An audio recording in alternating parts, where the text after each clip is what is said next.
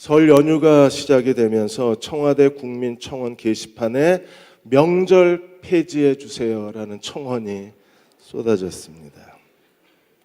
명절에 의미가 없다. 어느 한 청원자는 여자들만 정신적으로 육체적으로 너무나 고통을 받는다. 명절을 없애달라, 아니면 명절을 줄여달라고 요청을 했습니다. 명절에 가족이 다 모이면 즐겁고 행복해야 되는데, 가족이 다 모이면 오히려 가족 간의 불화가 있고 가족 간의 다툼이 있고 가족 간의 상처가 있어서, 그래서 명절이 아예 없으면 좋겠다는 청원이 많았습니다. 실제로 명절이 끝나고 이혼이 급증을 합니다. 법원 행정처 2016년 보고서에 의하면 설과 명절 연휴가 끝나고 이혼이 급증을 해서 하루에 이혼 신청이 577건입니다. 평소에는 얼마나 될까요? 298건이었는데 연휴가 끝나면 이혼 서류가 급증을 하는 겁니다. 그만큼 명절에 대한 사람들의 부담이 크고, 같이 모이면 다투고 힘드는 시간이 너무나 견디기가 어려운 거예요. 우리는 왜 이렇게 서로 불화할 수밖에 없을까요? 오늘 예수님이 두 번째 고난과 죽음과 부활의 예고를 하셨습니다. 그리고 제자들이 누가 크냐는 다툼에 빠졌습니다.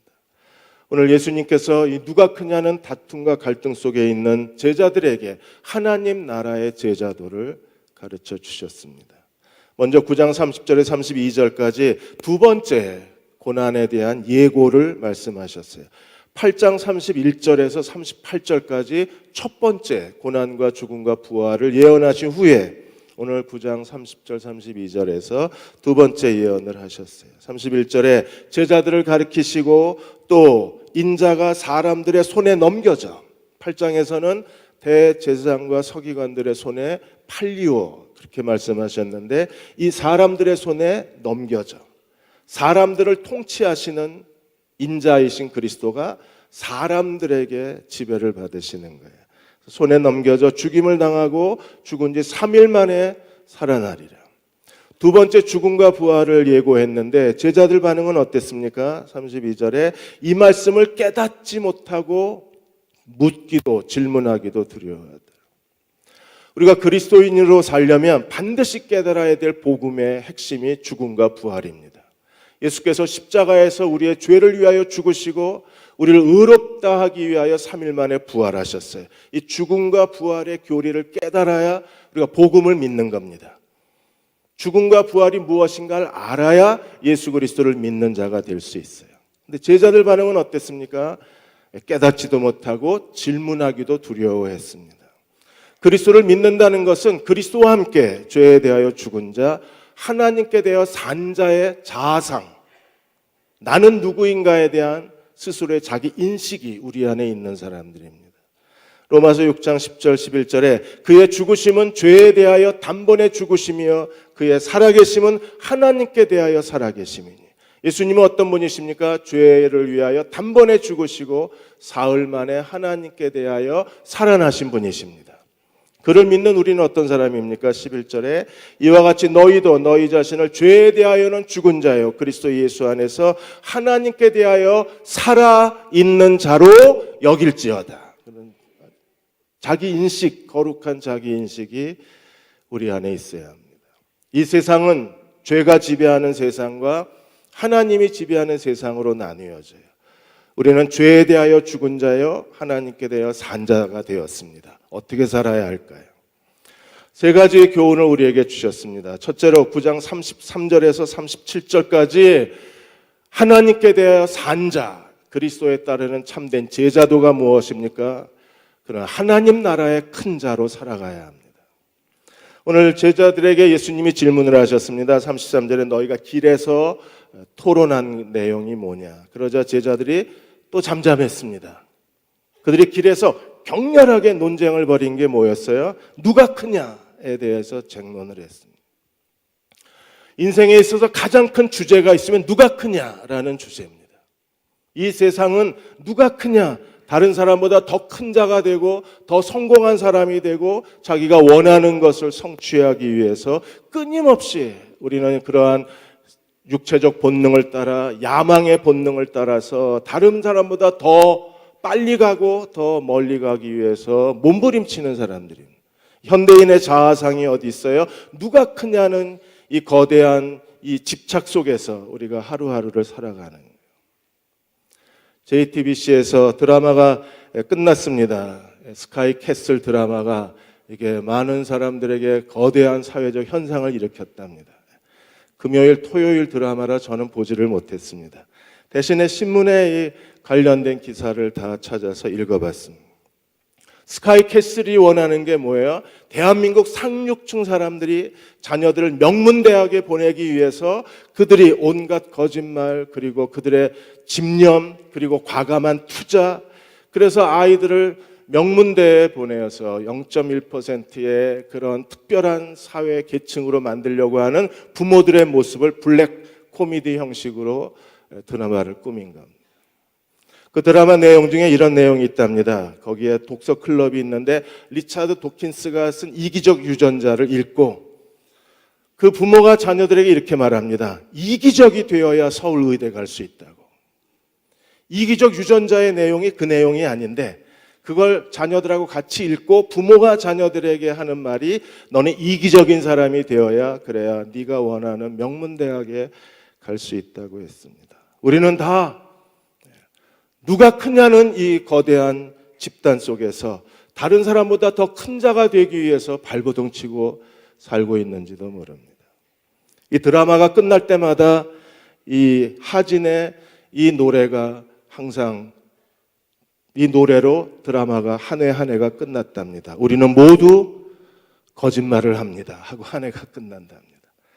다른 사람들에 대해서 이런 거짓과 자기 집념과 사람들을 속여서라도 우리가 얻고자 하는 가장 커다란 인생의 야망이 무엇입니까? 누가 크냐? 여기에 이 자리에 다 서고 싶은 거예요.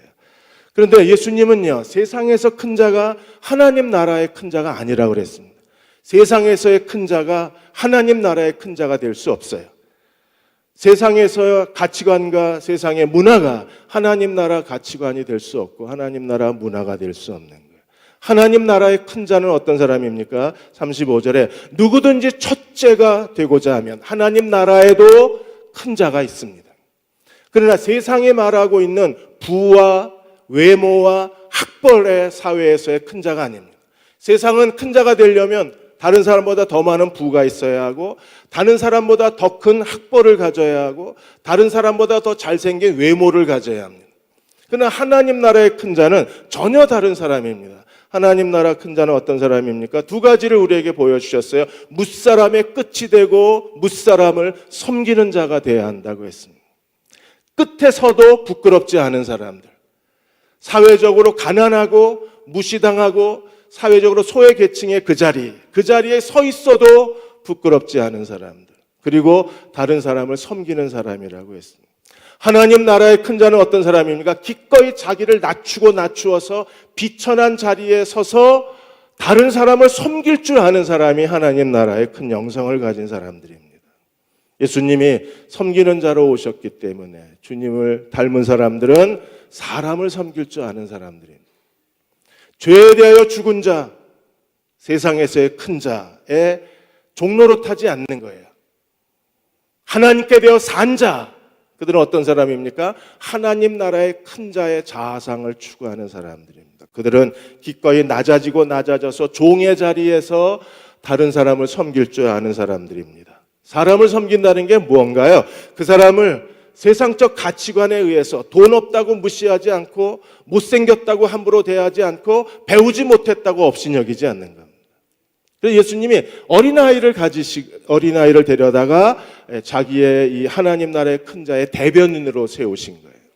어린아이를 주님이 36절에 데려다가 가운데 세우시고 주님이 품에 안으시고 어린아이가 하나님 나라의 큰 자라는 겁니다.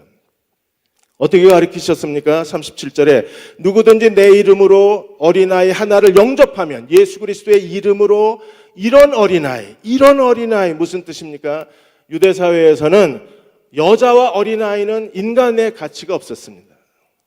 그래서 사람을 셀 때 여자와 어린아이는 빼고 숫자를 셌어요. 디베라 바닷가에서 5천 명을 먹이셨을 때 그 5천 명의 여자의 숫자, 아이의 숫자는 들어가지 않습니다. 인간으로서의 기본적 가치가 무시되고 인간으로서의 기본적 가치가 인정되지 않는 거예요. 그런 어린아이를 영접하면 이 사소한 행위가 어떤 일을 가져오나요? 어린아이를 영접한 게 아니라 예수님을 영접하는 거룩한 행위가 되고 하나님을 영접하는 영광스러운 행위가 된다는 겁니다. 사람을 이 외모적 가치관, 세상적 가치관으로 사람을 평가하는 게 아니라 우리는 그가 가진 게 없어도, 배운 게 없어도, 못생겼어도, 그리고 가난한 소외계층의 사람일지라도 그를 사람으로서 존중히 여기는 사람들, 그들이 하나님 나라에 섬기는 자가 되고 하나님은 그들을 큰 자라고 말씀을 하시는 거예요. 이번에 제이드 그리어 남침내교 총회장께서 한 라디오 크리스찬 방송국하고 인터뷰에서 이런 얘기를 하셨습니다. 미국은 여전히 백인의 특권이 강한 나라라고 그렇게 말씀을 하셨어요. 백인의 특권이 존재하는 나라. 그러면 유색인종, 인종차별이 아직도 존재한다는 겁니다. 그리어 목사는 자기가 만일에 경찰이 자기를 세우면 본능적으로 내 피부 색깔 때문에 나를 세우나라고 한 번도 생각해 본 적이 없답니다. 자기는 백인이기 때문에. 그러나 흑인 목사님이나 아시아계 목사님들은 경찰이 차를 세우면 잘못을 한 것도 없는데 차를 세우게 되면 본능적으로 나의 피부 색깔 때문에 경찰이 내 차를 세웠나라고 생각하는 피해의식이 있다는 거예요. 유색인종들이 가게에 들어가면 가게 점원들이 혹시 물건을 훔쳐가지 않나 유심히 살핀답니다. 그러나 백인들이 가게에 들어가면 누구도 쳐다보질 않습니다. 직업을 구하는데도 백인들의 특권이 존재합니다. 좋은 주택을 사는 데에도 백인들의 특권이 존재합니다. 어느 특정한 직업은 유색인종들이 접근할 수 없게 차단이 됐습니다. 그 직업은 백인들만의 전념물이 됩니다. 재판을 해도 백인들에게 특혜가 있습니다. 그래서 미국의 재판 결과를 보면 유색인종들이 똑같은 범죄에도 불구하고 더 형벌이 중하고 더 긴 시간 감옥에서 보내야만 합니다. 제이디 그리어 목사는 이건 하나님 나라가 아니라 그랬어요. 우리가 예수 그리스도를 믿는 사람이라면 이 백인들만의 특권을 인정할 수가 없다 그랬습니다. 어떻게 해야 합니까? 백인들의 특권을 유색인종으로 옮겨주는 게 아니라 백인들이 특권을 받는 것만큼 유색인종들도 특권을 누려야만 그곳이 진정한 하나님 나라라고 했습니다. 우리가 모든 사람들을 인격적으로 대하고 모든 사람들을 존중해야 될 이유가 여기에 있습니다. 두 번째로 38절에서 41절까지 누가 큰 자냐, 누가 크냐, 이 경쟁과 비교의식은 반드시 인간관계 갈등을 일으킬 수밖에 없어요. 또 다른 갈등이 제자들 안에서 일어났습니다. 38절에 보시면 예수님의 제자 요한이 예수님께 나와서 이렇게 말했어요. 예수께 여짜오되 선생님, 우리를 따르지 아니하는 어떤 자가 주의 이름으로 귀신을 내쫓는 걸 우리가 보고 우리를 따르지 아니함으로 금지하였나이다. 요한과 야고보는 별명이 있었습니다. 요한과 야고보 별명이 뭐였어요? 보아너게, 천둥의 아들. 분노가 크고 성격이 급하고 거침없이 행동하는 사람들이었어요. 요한이 금지시켰나이다. 왜 금지를 시켰어요? 우리를 따르지 아니함으로, 우리를 따르지 아니함으로. 그들이 이미 예수 그리스도의 이름으로 능력을 행하고 있는 사람이었음에도 불구하고 요한은 철저하게 분리하고 차별을 하는 겁니다. 우리를 따르지 않았기 때문에 할 수가 없다는 거예요. 그래서 그의 사역 자체를 중지시켰습니다. 오늘 우리도 여러 가지 이유로 인해서 나와 너를 분리시킵니다. 나하고 의견이 같지 않기 때문에, 내 의견을 그가 동의해 주지 않았기 때문에, 나하고 다른 이야기를 하고 있기 때문에 우리는 나뉘어지고 갈라지고 서로에 대해서 분리를 합니다. 한국 정치 현실이 그렇고 한국 사회 현실이 그렇고 교회 안에서도 이러한 여러 가지 신학적 이론이나 또 자기 주장이 받아들여지지 않는 것으로 인해서 요한의 반응이 보이는 거예요. 금지하였나이다. 그러나 예수님은 어떻게 하셨습니까? 예수님께서 39절에 금지하지 말라 그랬어요. 관용과 포용을 보여주는 겁니다. 진리 바깥에 있는 사람들에게 관용과 포용이 아닙니다. 진리 안에서, 적어도 이 사람들은 어떤 사람이었어요? 요한이 금지한 사람은 진리 바깥에 있는 사람이 아니라 진리 안에 있는 사람입니다. 왜요? 예수 그리스도의 이름으로 능력을 행하고 있었기 때문에. 신학자 에드워드는 그 당시에 예수님을 따르는 많은 제자 중에서 12제자만 귀신을 내어 쫓고 복음을 전한 게 아니라 상당수의 어떤 제자들이 성령의 권능을 받아서 귀신을 내어 쫓고 하나님 나라를 전파했을 걸로 추정을 합니다. 실제로 민수기에 보면 모세와 70명의 제자들이 예언을 했는데 그 70명의 장로들이 예언을 했는데 그 장로 그룹에 들지 않은 사람이 예언을 했습니다. 그러자 여호수아가 놀라서 그 70명의 장로 그룹에 들지 않는 그 사람에게 예언을 하지 못하게 금지시켜 줄 것을 모세에게 요구를 했어요. 그런데 모세가 뭐라 그랬습니까? 내버려 둬라 그랬습니다. 왜요? 하나님은 모든 사람이 다 예언자 되기를 원하시느니라. 예수 그리스도의 이름으로 권능을 행하는 자들에 대해서 예수님은 금하지 말라 그랬어요. 그리고 두 가지 이유를 설명하셨어요. 하나는 내 이름을 의탁하여 능한 일을 행하고 즉시로 나를 비방할 자가 없느니라. 적어도 그리스도의 이름으로 권능을 행하고 귀신을 내어 쫓고 복음을 전하는 사람이라면 그리스도를 반대하는 사람이 아닙니다. 그렇다면 두 번째 사실은요, 우리를 반대하지 않는다면 우리를 인정하는 사람인 거예요. 우리를 반대하지 않는다면 우리를 위하는 사람이라는. 적어도 예수님의 12제자 안에 그룹 안에 들어오지 않았다고 해서 반대하는 사람이 아니라는 거예요. 근데 우리는 좁은 그 관점을 가지고 좁은 시야를 가지고 나하고 조금만 다르면 우리는 반대하고 등을 돌리고 분리를 합니다. 그러나 주님은 좀 더 넓은 마음을 우리에게 갖도록 요구하셨어요. 우리를 반대하지 않으면 그가 진리 안에 있는 사람이라면 우리를 위하는 사람이라고 했습니다. 그리고 주님께서 냉수 한 그릇을 가지고 또 하나의 그림으로 우리에게 가르쳐 주셨습니다. 41절에 누구든지 너희가 그리스도에게 속한 자라 하여 그리스도에게 속한다는 이유 하나만으로 냉수 한 잔을 물 한 그릇이라도 주면 내가 진실로 너희에게 이르노니 그가 결단코 상급을 잃지 아니하리라. 이번에 조효진 선교사에게 보여준 교회의 사랑은 너무나 크고 감동적이었습니다. 제가 그 부부한테 고맙다고 카톡을 보냈더니 그 부부가 오히려 자기들이 더 위로를 받고 감동을 받고 더 격려를 받았다고 저에게 다음에 오면 꼭 방문하고 싶다고 그렇게 답글을 보내왔습니다. 그래서 제가 정 목사님한테 도대체 어떻게 했길래 이 선교사 부부가 이렇게 감동을 하고 이렇게 기뻐하냐 그랬더니 그날 그 조유진 선교사가 CD를 가져왔는데 240개가 다 팔렸답니다. 제가 지금까지 CD를 여러 번 팔아봤는데 이게 완판한 건 이번이 처음입니다.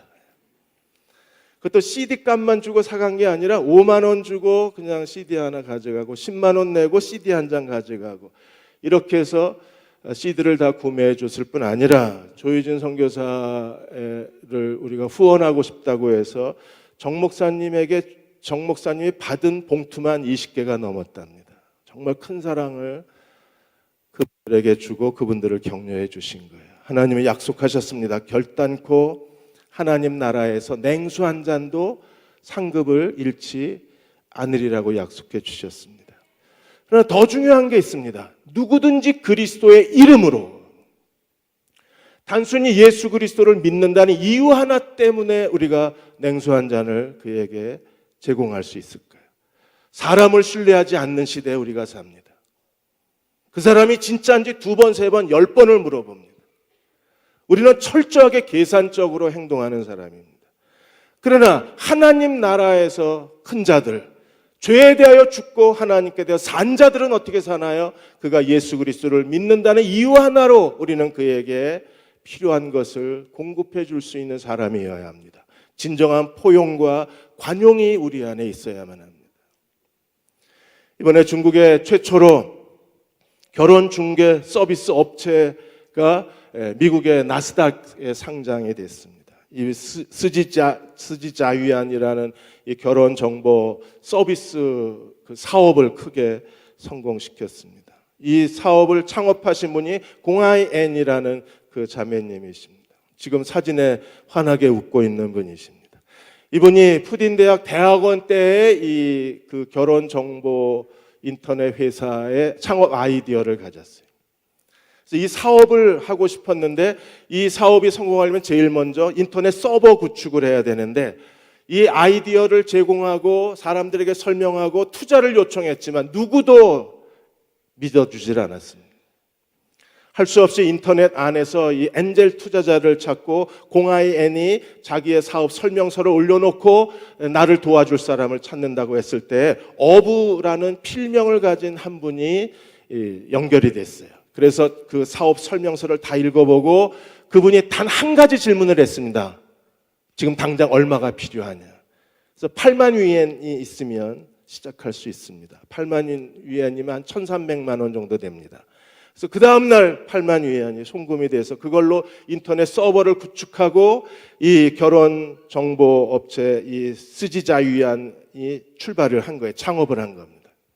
이게 8년 만에 그야말로 중국에서 모든 언론이 결혼 혁명이라고 부를 대박을 쳤습니다. 그래서 이제 미국의 나스닥에 상장이 된 거예요. 그래서 나스닥 상장 기념 행사를 하면서 이 공아이 N이 자기에게 처음 투자금을 대준 이 사람을 찾았습니다. 그래 어부를 찾았더니 이분이 그 항저우에 있는 작은 컴퓨터 회사 사장이었어요. 근데 이분을 찾아갔을 때 이 사람은 벌써 8년 전 일이었기 때문에 잊어버리고 있었습니다. 그냥 자기는 가난한 학생을 도와주고 싶었을 뿐이지 돈을 돌려받을 생각이 아니었다. 그런데 이게 나스닥에 상장되고 IPO 기업 가치를 계산하니까 무려 8천만 위안, 기업 가치가 1,000배가 뛴 거예요. 그래서 크게 성공을 했습니다. 이 위아이엔이 감동한 것은 뭐냐면 자기가 누군지도 모르고 자기를 믿어주고 자기에게 무려 8만 위안이나 1,300만 원이나 투자해준 그 투자가 오늘의 자기의 사업을 크게 성공시킨 거예요. 누구도 알지 못하는 사람에게 했던 그의 친절과 투자가 미국의 나스닥에 등록한 미국 결혼 정보 회사의 그 놀랄만한 성공을 이루어낸 겁니다. 우리가 그럴 수 있나요? 예수 그리스도를 믿는 사람이라는 그 단 하나의 이유 때문에 우리는 그 사람을 믿고 그 사람에게 투자하고 그 사람을 신뢰할 수 있을까요? 우리가 사람에 대한 신뢰를 배워야만 합니다. 마지막으로 세 번째 9장 42절에서 50절까지 누가 크냐? 이 갈등과 경쟁은 반드시 사람을 실족시키게 돼 있어요. 다른 사람을 넘어뜨리지 않으면 내가 가고 싶은 길을 갈 수가 없기 때문에 우리는 수많은 사람들을 넘어뜨리고 쓰러뜨리고 그리고 자기 길을 달려가는 사람들인지도 모릅니다. 그곳에 실족해 하는 일이 있는 거예요. 42절에 예수께서 누구든지 나를 믿는 이 작은 자들 중에 하나라도 작은 자, 가지지 못한 자, 배우지 못한 사람들, 가난한 사람들, 인격적 대우를 받지 못한 사람들, 사회적 계층에서 소외된 사람들, 작은 자 하나라도 실족하게 하면 만일에 사람을 실족시키면 우리가 어떻게 해야 된다고 주님이 경고하셨나요? 연자맷돌을 메고 차라리 바다에 수장되라 그랬어요. 여기서 말하는 연자맷돌은 나귀맷돌입니다. 사람이 돌리는 맷돌이 아니라 나귀가 돌리는 맷돌입니다. 그걸 메고 바다에 뛰어들어라. 아무도 빠져나올 수 없을 겁니다. 그만큼 사람을 실족시키는 게 얼마나 무서운 일인지, 사람을 실족시키는 게 얼마나 두려운 일인가를 우리에게 경고하시고 또 경고하시는 거예요. 사람을 실족시킬 뿐 아니라 더 무서운 건 내가 나를 실족시키는 겁니다. 43절에서 47절까지 만일 그래서 만일에 내가 나를 범죄해서 내가 나를 실족시킨다면 차라리 지옥에 던지우는 게 더 낫다 그랬어요. 43절에 만일에 내 손이 너를 범죄하게 하거든 그냥 잊어버려라, 무시해라, 한 번쯤은 괜찮다. 아니요, 주님은 단호하게 뭐라고 말씀하셨어요? 찍어버려라 그랬어요. 내 손이 너를 범죄하게 하면 찍어버려라. 장애인으로 천국에 가는 것이 정상적인 몸을 두 손을 가지고 꺼지지 않는 지옥불에 들어가는 것보다 나으니라 그랬어요. 연자맷돌을 쥐고 바다에 던지는 것보다 나으니라. 차라리 꺼지지 않는 지옥불에 들어가는 것보다 장애인으로 천국 가는 것이 더 나으니라. 그리고 45절에 내 발이 너를 범죄하게 하거든 어떻게 하라고요? 찍어버려라. 주님은 똑같은 경고를 우리에게 반복하셨어요. 그리고 47절에 만일 내 눈이 너를 범죄하게 하거든 차라리 빼어버려라. 두 눈 가지고 지옥 가는 것보다 한 눈 가지고 천국 가는 게 더 낫다 그랬어요. 계산할 줄 알아야 합니다. 삶의 지혜가 우리에게 필요한 거예요. 정말 영리한 사람이 돼야 되는 거예요. 오늘 우리 주변에 한순간의 실수로 파멸에 이르는 많은 사람들이 있습니다. 실족해 한다는 게 뭐예요? 습관 딸리제. 그게 무슨 뜻입니까? 넘어지게 하다 덫을 놓다, 그리고 장애물을 놓다, 그런 뜻입니다. 내가 나의 장애물이 되는 사람들이 있습니다. 최근에 많은 정치인들 중에 특별히 문재인 정부에서 가장 관심을 갖고 있었던 사람들이 한순간에 무너져 버립니다.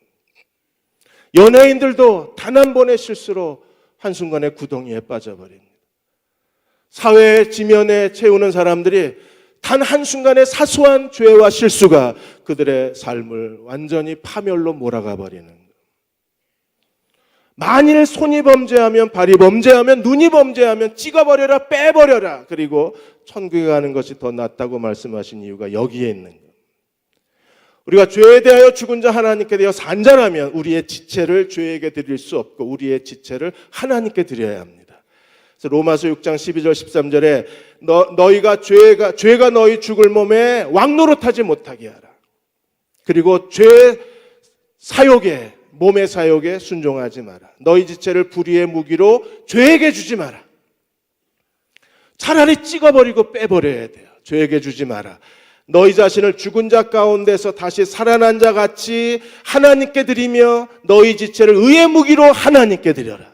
죄에게 드리지 말고 하나님께 드리라고 말씀하셨습니다. 할리우드의 배우 가운데 닐 맥도프라는 분이 계십니다. 이분은 굉장히 캐톨릭 신자이긴 하지만 굉장히 종교적이신 분이셨어요. 이번에 크리스찬 포스트지하고 인터뷰를 하시면서 자기가 그동안에 오랫동안 배역을 맡지 못하고 그리고 헐리우드 바깥에서 사람들에게 외면당해 왔다는 사실을 인터뷰에서 밝혔습니다. 그 이유가 위기의 여인들인가 위기의 주부들인가 그 드라마에서 거기에 배드신이 있었는데 배드신을 거절했답니다. 이분은 지난 30년 연기 생활하면서 한 번도 배드신을 한 적이 없어요. 자기는 배드신을 안 찍는다. 심지어 키스도 안 합니다. 내 입술은 내 아내 거라고. 키스도 안 합니다. 배드신을 거부하니까 배역에서 잘리고 그리고 다시는 헐리우드에 소문이 나서 배역을 맡지를 못하게 된 거예요. 그리고 어둡고 긴 터널을 지나면서도 이분은 자기의 신앙관을 버리지 않았어요. 그분은요, 첫째가, 삶의 우선순위 첫째가 하나님과 가정입니다. 그리고 마지막이 자기 자신이에요. 그럼 매일같이 하나님 앞에 사랑하는 스러운 아내를 주시고 5명의 자녀를 주신 것에 대해서 늘 감사하며 살았습니다. 그는 자기의 지체를 죄에게 드리지 않고 하나님께 드렸던 사람입니다. 자, 이제 우리는 어떻게 해야 할까요? 하나님께 대하여 산 자가 되면 어떤 사람으로 살아야 되는가? 오늘 예수께서 불과 소금의 이 상징적 언어를 가지고 하나님께 대하여 산 자의 영성을 우리에게 설명해 주었어요. 오늘 48절에서 50절이 그 내용입니다. 48절에 보시면 불에 대한 하나님의 심판의 불의 부정적 이미지가 있어요. 거기서는 구더기도 죽지 않고 불도 꺼지지 않느니라. 심판의 불.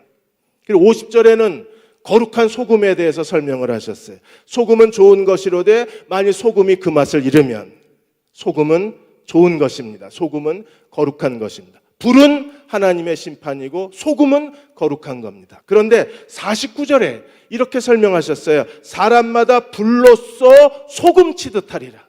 불과 소금이 동시에 나옵니다.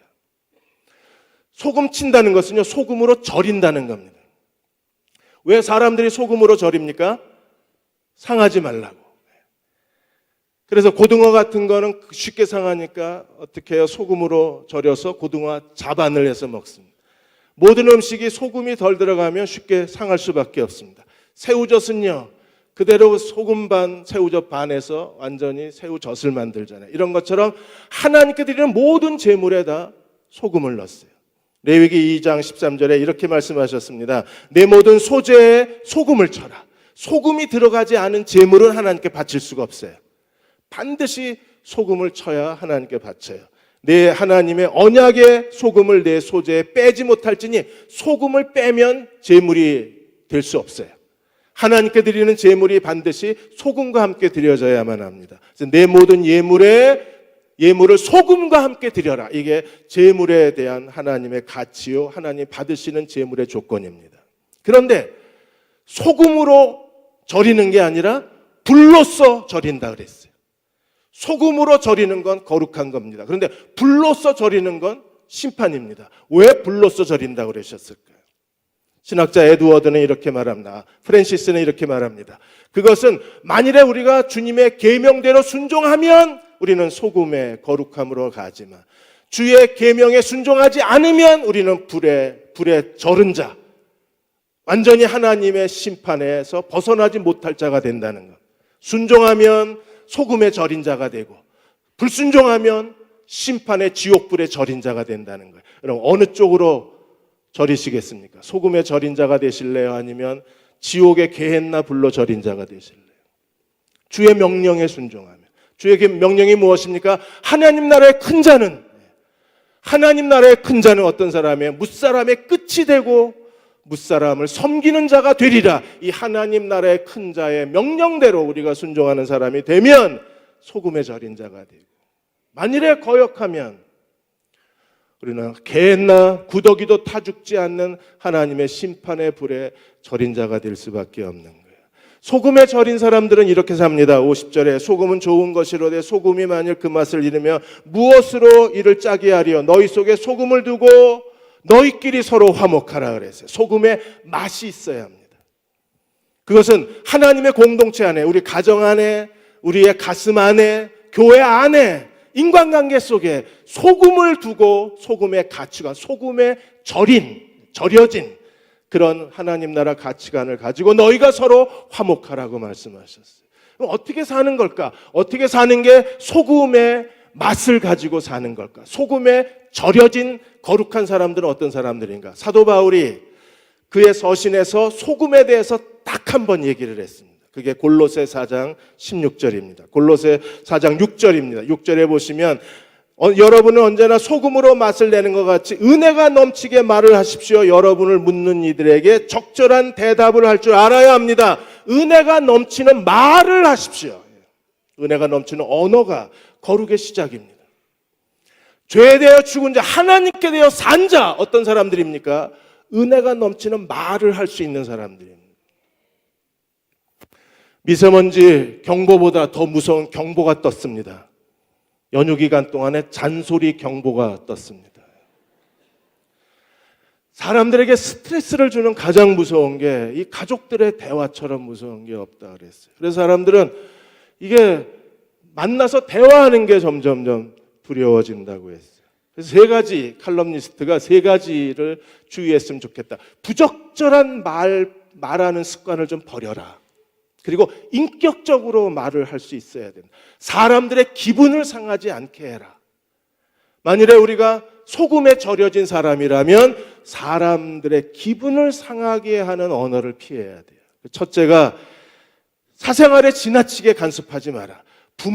부모니까 라고 자녀들에게 해서는 안 될 말을 하고 아이들의 사생활에 대해서 자꾸 질문을 하게 되면 자녀들이 거기서 너무 감정이 상하는 거예요. 부부 사이에도 서로의 사생활을 지켜줘야 합니다. 너 잘 되라고 하는 얘기야. 당연히 그렇죠. 그러나 기분 좋게 해주십시오. 부모 말 들어서 손해볼 거 없다. 알고 있습니다. 그러나 좀 행복하게 들을 수 있으면 안 될까요? 기분 나쁘게 만들면서 너 잘 되라고 하는 소리라는 말을 들으면 사람들이 거기서 견뎌내질 못하는 겁니다. 두 번째는요, 직설적인 말을 조심해야 합니다. 솔직한 게 아닙니다. 직설적은요. 오히려 사람을 정말 불쾌하게 만들 수 있는 거예요. 그래서 자녀가 왔는데 아직 옷도 안 벗었는데 너 언제 결혼할 거야? 알아서 할 테니까 그냥 두세요. 애는 안 낳을 거냐? 때 되면 낳겠죠. 네가 잘못이냐 며느리가 잘못이냐? 아셔서 뭐 하시게요? 그냥 두세요. 야, 옆집 아들은 연봉 좋은 회사 들어가서 연봉이 얼마라는데 너는 도대체 월급은 얼마 받냐? 그건 비밀입니다. 국가 기밀입니다. 문재인 대통령도 모릅니다. 내가 월급 얼마 받는지. 그러니까 말을 너무 직설적으로 내뱉으니까 거기서 충돌이 일어나요. 그래서 은혜로운 말을 해라. 이게 소금의 맛이라고 그러시고, 동시에 적절한 대답을 해라 그랬어요. 그렇게 부모가 얘기하면 또 그 소리 하냐고 왕왕왕왕거리고 나가지 마시고요. 실망시켜드려서 죄송합니다. 제가 열심히 노력하고 있으니까 내년에 기쁜 소식을 들려드릴 수 있을 거예요. 어머니 그냥 웃으세요. 1년만 더 기다려주세요. 이렇게 현명하게 대답을 하면 그게 소금의 맛이 되는 거예요. 세 번째는 모두가 공감할 수 있는 대화거리를 항상 준비하라 그랬습니다. 절대로 정치 얘기나 종교 얘기나 하지 마십시오. 김경수가 절대 하시면 안 됩니다. 안희정이 안 됩니다. 황교안이 절대 안 됩니다. 패싸움 납니다. 그냥 모두가 다 즐겁게 얘기할 수 있는 이야기거리를 찾아가지고 가서 얘기하십시오. 고려대 정신의학과 조철현 교수가 이런 말을 했습니다. 우리는 말 연습 좀 해야 된다 그랬어요. 자기 생각을 상대방에 맞춰서 이렇게 얘기하면 기분 나빠하지 않을까, 감정 상하지 않을까, 자존심 상하지 않을까를 생각하고 말하는 표현을 연습을 해야 되는데 우리는 너무 말하는 연습이 부족하다 그랬어요. 연습한다고 될까요? 우리는요, 그리스도가 우리 안에 계시고 우리가 죄에 대하여 죽은 자, 하나님께 대하여 산 자임을 깨닫고 성령 안에서 사는 자가 되면 우리는 모든 사람들에게 은혜로운 말을 할 수가 있습니다. 우리 은혜로운 말을 해야 하는 중요한 이유가 어디 있어요? 하나님의 황금률 때문에 그렇습니다. 황금률이 지금도 작동하고 있다는 사실을 알고 계십니까? 만류 인력 법칙만 지금 작동하고 있는 게 아니라 하나님의 황금률 법칙도 작동하고 있는 거예요. 마태복음 7장 11절에 너희가 악해도 자식에게 좋은 걸 줄 줄 알거든 하물며 하늘에 계신 너희 아버지께서 구하는 자에게 좋은 것을 주시지 아니하겠느냐. 하나님은 오늘 우리에게 어떤 분이십니까? 구하는 자에게 좋은 것을 주시는 하나님이십니다. 왜 안 주시나요? 황금률 법칙이 작동해서 그렇습니다. 12절에 뭐라고 하셨어요? 그러므로 너희가 무엇이든지 남에게 대접을 받고자 하는 대로 너희도 남을 대접하여라. 이것이 율법과 예언서의 본뜻이라 그랬어요. 하나님 나라의 본질이 무엇입니까? 남에게 대접을 받고자 하는 대로 내가 먼저 남을 대접하라는 거예요. 다른 사람이 나를 존중해 주길 원하면 내가 먼저 존중이 돼야 돼요. 다른 사람이 무시하는 게 싫으면 내가 먼저 다른 사람을 무시하지 않는 거예요. 내가 다른 사람들에게 그들이 원하는 가장 좋은 것을 주면 하나님도 내게 가장 좋은 것을 주시겠다고 하셨어요. 가장 좋은 게 무엇입니까? 사람을 인정해 주는 겁니다. 그리스도 안에서 작은 자 하나에게 냉수 한 잔을 줘도 하나님 나라의 상급을 잃지 않는다 그랬어요. 우리는 인정해 주는 거. 그리고 소금의 짠맛, 소금에 완전히 푹 절여서 소금의 짠맛이 우러나오는 하나님 나라의 고상한 인격을 가져야 합니다. 그는 어떤 사람입니까? 은혜로운 말을 해줄 수 있는 사람입니다. 그럴 때 하나님도 우리에게 더 큰 은혜를 주실 거예요. 이번 설 연휴 기간 동안에 모든 사람들에게 은혜로운 말을 해줄 수 있는 하나님께 대하여 산자가 되는 저와 여러분이 되시기를 주의 이름으로 축원합니다. 아버지 하나님, 저희들은 늘 부족하기만 합니다. 늘 부끄럽기만 합니다. 늘 자주 잊어버리고 하나님 뜻대로 살지 못하는 무능함이 우리에게 있습니다. 다시 한번 주님께 의탁합니다.